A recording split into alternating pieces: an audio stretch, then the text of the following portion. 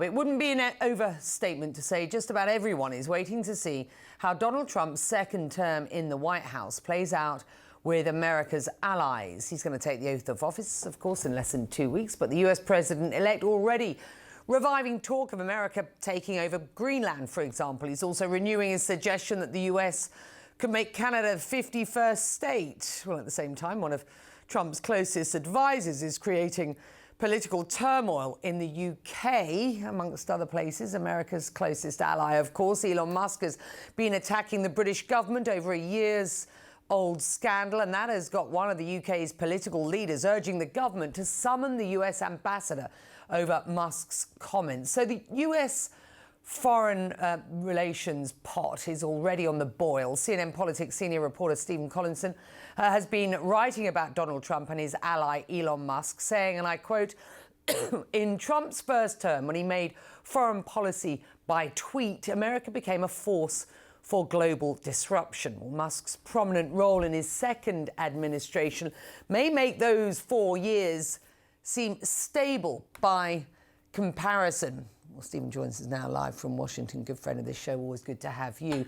Look, I mean, the comments about from Donald Trump himself about China and Greenland sort of pale into what feels like sort of insignificant bluster to a degree when you actually consider where Musk is at the moment, not just on the UK, but on Europe as a whole. What do you make of what we're seeing? I think what we're seeing is Elon Musk actively supporting far-right and extremist elements in some of Europe's democratic societies. You're seeing that in the UK, where he has intervened in this whole issue of the grooming cases. You're seeing it in Germany, where he's supporting very vocally the AfD. I wouldn't be surprised later on, as we get closer to the French elections, whether he comes out more in favor of the right wing of Marine Le Pen there. He clearly seems to be trying to destabilize some of these governments. Now, Musk, you might argue, is a private citizen. He can say what he wants, even though he has great influence, of course, from his business and because he owns one of the big social networks. But I think what's different here is that Musk will soon be a de facto member of the US government itself. He's going to head this Department of Government Efficiency in the second Trump administration. So then the question becomes, is Musk and everything he's saying, is that an expression of US foreign policy, of Trump's foreign policy, or is it just Musk freelancing? And I think that's a big question for some of these governments who've been trying to work out how to deal with Trump. Yeah, they were trying to work out what comes next in the next 4 years under a with the US under a Donald Trump. What to do about Elon Musk is a very, very new problem to them. What's your sense of where the world's richest man, and as you say, you know, about to become a de facto member of the Trump administration with this Doge, under his auspices. What do you make of where Europe stands and what they might do next at this point?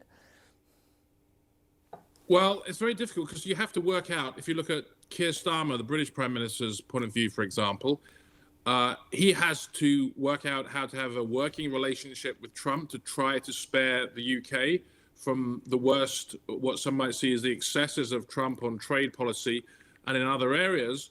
But he's got huge pressure from inside the UK to respond to Trump, who's not that popular. And Musk has been making some pretty hardline comments about Jess Phillips, one of Starmer's ministers. So he has a tightrope to walk there. I think the same is true in Germany, where you've got this election that will unfold next month, and Musk is creating all sorts of turmoil.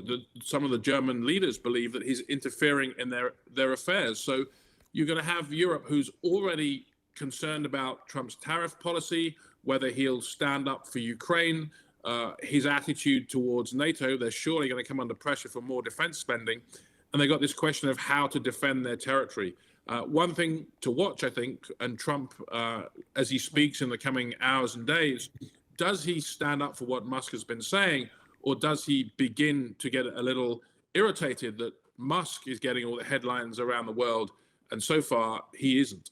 Elon Musk is sparking outrage among European leaders for promoting far-right parties and spreading misinformation on his platform X. British, French, German, and Norwegian leaders are all speaking out against his political influence. This is also raising concerns about the world's richest person's potential impact on U.S. foreign policy, given his relationship with the president-elect. CNN chief media analyst Brian Stelter joins us now. Brian, we've come a long way from those days when Elon Musk, took over Twitter and said, I'm going to make this a free speech marketplace. We're going to be completely neutral and so on. That's just completely out the window. But let's talk about some of these headlines we've been seeing where you have foreign leaders raising questions about the influence that he has.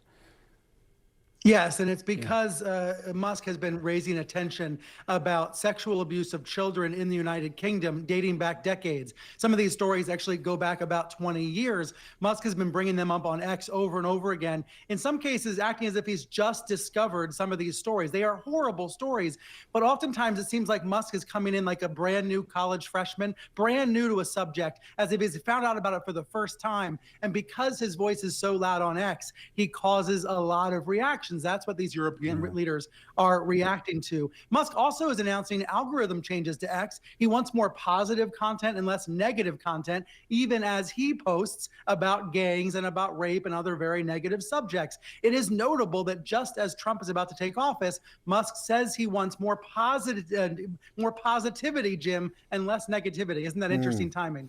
Very interesting timing. And I have to read this exchange, and I want to caution our viewers, what they're going to hear is slightly disturbing.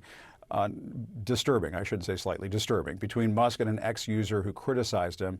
We'll put this on screen. This is the user saying, Elon Musk is rapidly becoming the largest spreader of disinformation in human history, hijacking political debates. In the process, the EU, I should say, must take action. And Musk responds, F you, and then an R word, which, I guess you could look through the way we've pixelated that. It's a derogatory term for people with mental disabilities, mentally challenged people. What is happening here, and why is he doing that? He's attacking the user. It gets to this broader sense that when people like Elon Musk or Mark Zuckerberg talk about free speech, everybody wants free speech, but it oftentimes seems that these tech CEOs actually are favoring or preferring a certain kind of speech, right? They're favoring their own speech or their own political preferences and not the actual entire user or the community's speech. The changes announced by Meta today are very much a MAGA makeover, a pro-Trump makeover, and that's going to win Meta some conservative users, but it may repel some liberals. That's the same thing we've seen happen on Elon Musk's X. He's turned it into more of a right-wing platform where he's pro-free speech when it's really pro-Musk or pro-Trump speech. All right, Brian Stelter, thanks as always. And you mentioned those changes over at Meta. That is going to be fascinating to watch moving forward, because obviously Facebook and Instagram, places like that, have also been accused of being super spreaders of disinformation, misinformation. We'll keep our eyes on that. Brian, thank you so much.